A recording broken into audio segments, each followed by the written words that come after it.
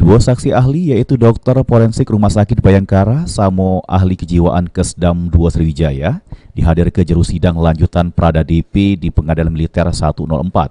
Saksi pertama yang dihadir ke juru persidangan yaitu Kompol Dr. Mansuri selaku dokter forensik Rumah Sakit Bayangkara Polda Sumsel, di mana menurut Kompol Dr. Mansuri dari hasil pemeriksaan terhadap korban ditemukan banyak luka memar di bagian kepala.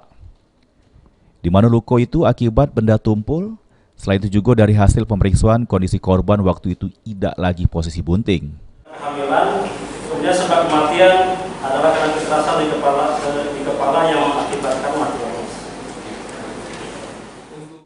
Sementara itu menurut saksi ahli kejiwaan dari Kesdam 2 Sriwijaya, kalau dari hasil pemeriksaan terhadap Prada DP bahwa kondisi kejiwaan Prada DP baik, tidak kate ngalami gangguan jiwa.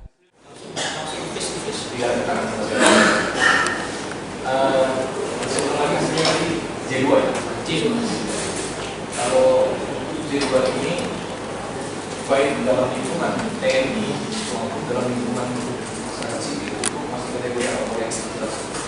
J2 itu artinya dia itu masih normal, tidak ditemukan gangguan jiwa dan dia bisa bertanggung jawab terhadap perbuatan.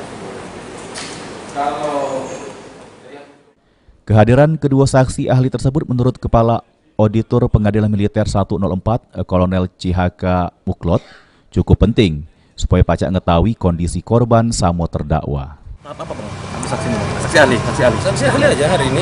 Dari forensik. Dari forensik dan dari kejiwaan. Setelah itu sidang berikutnya agendanya apa? Setelah itu pemeriksaan terdakwa dong. Keterangan terdakwa yang pemeriksaan terdakwa kalau memang waktunya cukup mungkin akan.